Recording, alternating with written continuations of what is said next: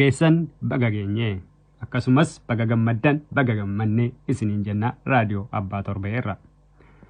Ashama akkam jirtu kabajamtootaaf jaalatamtoota hordoftoota keenya nageenyi keenya kabajaaf jaalalaa bakkuma isin jirtanitti isin qaqqabu jecha gara qophii guyyaaraatti isin dabarsaa na hordofaa.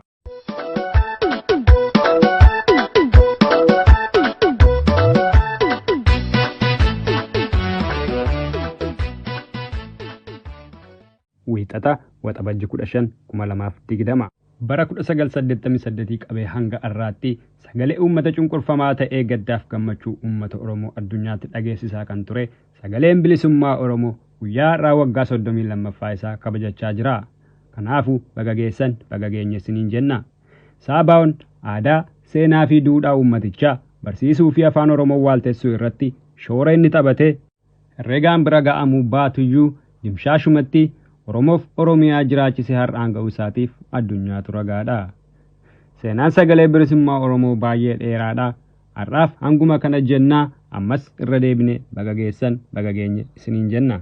Oduu gammachiisaa abbaan torbee yoo ta'e qilleensatti baqee sagalee uummata cunqurfamaa dhageessisu halkaniif guyyaa muratee hojjeta.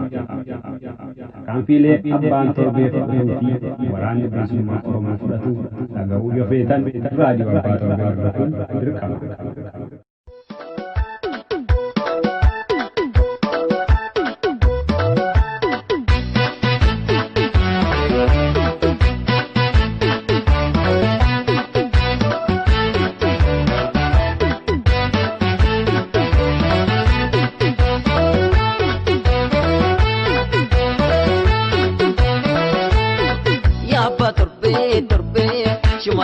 Shimalake gobi gade gola gade ya Abbaa Torbeetiif shimalake gobi gade gola gade ya Abbaa Torbeetiif shimalake gobi gade gola gade ya Abbaa Torbeetiif shimalake gobi gade gola gade.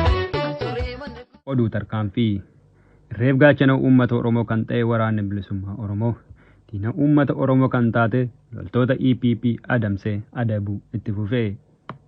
Haala kanaan waraanni bilisummaa Oromoo zoonii lixaa godina Iluu Abbaa Booraa keessa socho'u bakka addaa Haluu fi Ukkaa jedhamutti haxxee hidhuun waraana gabroonfataa awwaaraan makuun tarkaanfii keessa deebii hin qabne fudhate. Haleellaa kanaan injifannoo argameef ammoo booda walitti deebinaa nu hordofaa. Gama biraatiin ammoo yeroo poolisiin Oromiyaa maanguddoo Oromoo akka malee tumanii erga caccabsanii booda lafarra qotatanii gara mana hidhaatti yeroo geessan suuraan agarsiistu miidiyaalee hawaasaa irratti bal'inaan waliif qoodaa jiru.